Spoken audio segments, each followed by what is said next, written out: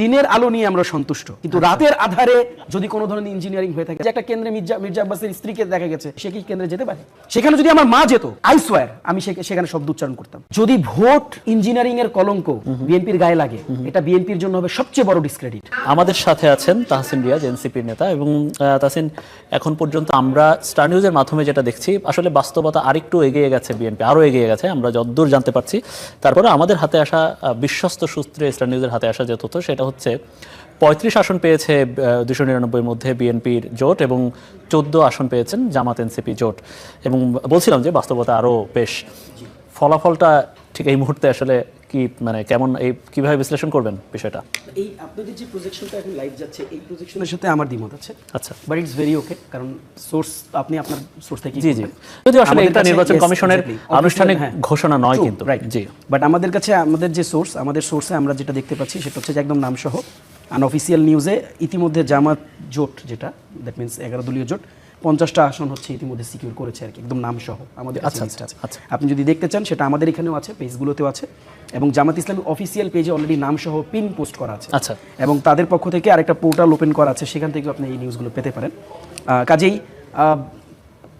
It's very ওকে, কারণ দিন শেষে তো আসলে এগুলো আনঅফিসিয়াল ফলাফল, অলমোস্ট কনফার্ম ফলাফল এখানে তারা দিয়েছেন, এবং আপনারাও আপনাদের সোর্স থেকে হয়তো দিচ্ছেন, সেটা আপনাদের মতন করে দিচ্ছেন আর কি।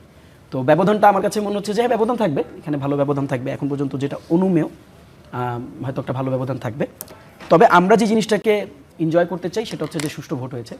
তবে কিছু কিছু কেন্দ্রে আপনি জানেন যে এখনও ঢাকা 8-এর একটা কেন্দ্রে ব্যালট বক্স ছিনতাই করার একটা অভিযোগ এসছে, সেখানে কেন্দ্রে ঢুকে ফলাফল মানে পরিবর্তন করার একটা প্রক্রিয়া আমরা জেনেছি, ইতিমধ্যে আমরা শুনেছি, এবং আমাদের পেজ থেকে অফিসিয়াল, আপনি যদি এখনও যান অফিসিয়ালি কিন্তু সেখান থেকে ব্রিফ করা হচ্ছে যে কীভাবে করে সেই কেন্দ্রগুলোতে ম্যানিপুলেট করার চেষ্টা করা হচ্ছে।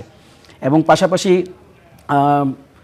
আমি আপনাকে বলতে পারি যে ঢাকা 13-তে অলরেডি এটা কনফার্মড একটা নিউজ যে সেখানে ব্যালট বক্স ছিনতাই করা হয়েছে, আচ্ছা, একটা কেন্দ্রে আর কি। তো এই ধরনের ঘটনা, আমরা তো আসলে এই ধরনের ঘটনাগুলো দেখতে চাই না, এই ঘটনাগুলো সাক্ষীও আমরা হতে চাই না। আমরা নতুন প্রজন্ম যারা রাজনীতি করতে এসেছি, যেই রক্তের উপর দিয়ে আমরা এই রাজনীতিটা করতে এসেছি, দেখেন মানে আমি আজকে বলছিলাম আমাদের আসনে, আমি যখন আজকে কেন্দ্রের সামনে ছিলাম, দেখছিলাম যে একটা বিরাট ইয়াং গ্রুপ অফ ছেলেপেলে, অলমোস্ট হচ্ছে ইয়াং এইজের ছেলেপেলে, সবাই হচ্ছে আপনার একটা নির্দিষ্ট দলের কার্ড ঝুলিয়ে অলমোস্ট 15 থেকে 20 জন, যেই জেস্টারে হেঁটে যাচ্ছিল। তো আমি জাস্ট বলছিলাম যে তোমরা just look at the other voters, ওই জেস্টার, ওই যে মানে রংবাজি টাইপ, আপনার যে আপনার কিশোর গ্যাং টাইপ যে জেস্টারটা, এই জেস্টারটা আসলে ভাই বাংলাদেশের মানুষ এখন নিতে রাজি না, দেখতে রাজি না, এটাকে অ্যাপ্রিসিয়েট করতে রাজি না। এবং আপনি দেখবেন যে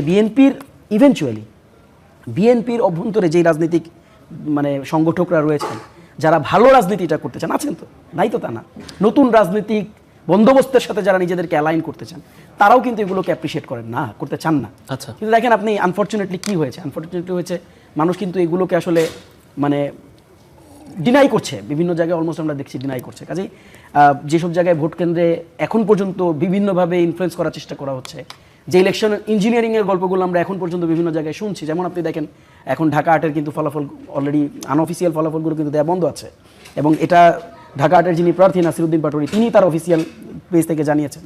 এবং আমাদের ইলেকশন পরিচালনা committee, I am one of the members, election পরিচালনা কমিটির পক্ষ থেকে অফিসিয়ালি আমরা এটা জানিয়েছি। এবং আপনি দেখবেন যে ঢাকা 13-তে আমাদের যিনি মানে জোটের প্রার্থী আছেন আল্লামা মামুনুল হকের কেন্দ্রেও কিন্তু লম্বা সময় ভোট আপনার করে রাখা হয়েছিল, অফ করে রাখা হয়েছিল ফলাফল ঘোষণা করা। এবং সেম গোজ টু ঢাকা 17, আপনি দেখেন ঢাকা 17-তে ইতিমধ্যে বিএনপির অফিসিয়াল পেজ থেকে হচ্ছে ফলাফল ঘোষণা করে দেওয়া হয়েছে, কিন্তু ঢাকা 17-তে কেন্দ্রে দাঁড়িয়ে লোকজন আপডেট দিচ্ছে যে ঢাকা 17 এখন অনেক কেন্দ্রে ফলাফল ঘোষণা করা হয়নি। কাজেই দেখেন এই ধরনের যদি ফারাক থাকে তখন কি হবে, দেখেন আমি যেন বারবার আপনাকে যখন প্রথম রাউন্ডে আমি বলছিলাম, আমি জানি না আপনি কতটা খেয়াল করেছেন কিনা, আমি কিন্তু বারবার বলছিলাম যে দিনের আলোতে যতটুকু আমরা দেখেছি, দিনের আলো নিয়ে আমরা সন্তুষ্ট, কিন্তু রাতের আধারে যদি কোনো ধরনের ইঞ্জিনিয়ারিং হয়ে থাকে, দেখেন আমি এই কথাটা আগে অনেক জায়গায় বলেছি, আমরা তো আসলে ছোট মানুষ, কেবল আমরা রাজনীতিটাকে কাছ থেকে দেখা শুরু করেছি।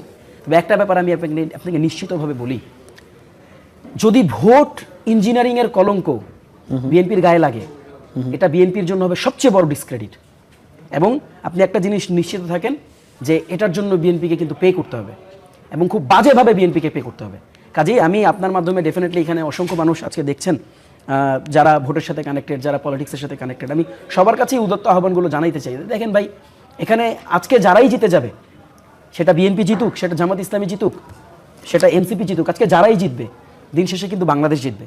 দিন শেষে কিন্তু 24-এর যে গণঅভ্যুত্থান, আমাদের শহীদদের যে রক্ত, ওই রক্ত জিতে যাবে। তাহলে আসলে আপনারা বলছেন ভোট ভালো হয়েছে, আপনারা বলছেন আইন শৃঙ্খলা রক্ষাকারী বাহিনী তারা মোটামুটি সজাগ ছিল, তাদের পারফরমেন্স ভালো, আপনারা বলছেন সরকারের অবস্থান ভালো, আপনারা বলছেন ভোটারদের সাড়া, তাদের উপস্থিতি ভালো, তাহলে এখন এসে এই কোন একটা ইঞ্জিনিয়ারিং এর সংখ্যা, কারচুপির সংখ্যা কেন? খুবই ভ্যালিড কোশ্চেন। হঠাৎ করে ওই জন্যই আমি ক্ল্যারিটিটা আপনাকে দিয়েছি। দেখেন, ভোটের তো 3-4টা পার্ট থাকে। মানে ভোটটা কি, মানে আমরা শুধু মানে ভোট দেওয়াটাই কি ভোট? আচ্ছা, ইটস নট। ভোট দেওয়াটাই তো ভোট না।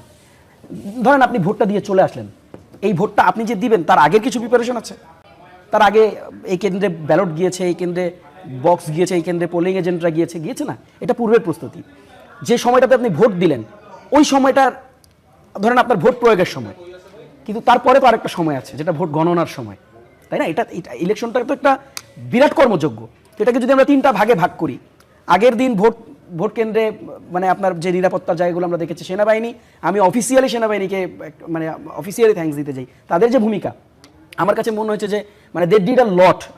আমি যে কেন্দ্রে ছিলাম ঢাকা 14-এর অনেকগুলো কেন্দ্রে আমরা ঘুরেছি, সেনাবাহিনী সেখানে তৎপর ভূমিকা আমরা দেখেছি। এবং আপনি দেখেছেন যে ঢাকা 15-র একটা আসন থেকে সেনাবাহিনী কিন্তু একদম যুব দলের পোস্টেড লিডার, আপনার শাকিল মোল্লা বোধহয় ওনার নাম, আচ্ছা, ওনাকে কেন্দ্র থেকে ধরে পিটাতে বের করছে এবং এইভাবে করে পিটাইছে যে তুই কেন্দ্রে ভুয়া এজেন্ট ছিল। হ্যাঁ, এবং মানে আপনি ইটস ভেরি ক্লিয়ার উনি আসলে ওখানে কি করতেছিল, মানে ওনার তো এখানে থাকার কথা না। কাজে দেখেন এই ধরনের অনেক ঘটনা ঘটেছে। তো আপনি যেটা প্রশ্নটা করেছেন যে আমাকে তো এখন আমি কি অন্ধত্বের মতন কমেন্ট করবো, আপনি নিশ্চয়ই সেটাও চাবেন না যে আগেকালের জামানার পলিটিশিয়ানরা যেভাবে করে করতো কমেন্ট সব খারাপ। দেখেন ভাই, আমরা এই রাজনীতি আমরা করতে চাই না। তাহলে কি আমরা যতটুকু ভালো ততটুকু ভালো বলতে চাই। তাহলে কি আপনারা এই ফলাফল কি মেনে নেবেন না? না, আমি তো সেই কথা বলছি না। আমি আমার প্রশ্ন ইটস ভেরি ওকে, আপনার প্রশ্নটার উত্তর দিচ্ছি। আমরা সেটা বলছি না। আমরা যেটা বলছি যে দেখেন এটা তো এখন দেখেন এটা তো প্রক্রিয়ার মধ্যে। আপনারা বলছেন যে এখনো সুযোগ আছে কারচুপি বা কোনো ধরনের সমস্যা বা ঝামেলাবিহীন গণনায় একটা সুযোগ আছে। দেখুন it's going on, it's a process. এখনো ভোট গণনা চলছে। আপনি দেখেন যে একটা কেন্দ্রে মির্জা আব্বাসের স্ত্রীকে দেখা গেছে সে কেন্দ্রে ঢুকছে। আমি আপনাকে লিগ্যাল ফ্রেম থেকে কোশ্চেন করি, সে কি কেন্দ্রে যেতে পারে না। কাজে দেখেন ফ্যাক্টকে তো ভাই ফ্যাক্ট বলতে হবে। সেখানে যদি আমার মা যেত, আই সোয়ার আমি সেখানে শব্দ উচ্চারণ করতাম।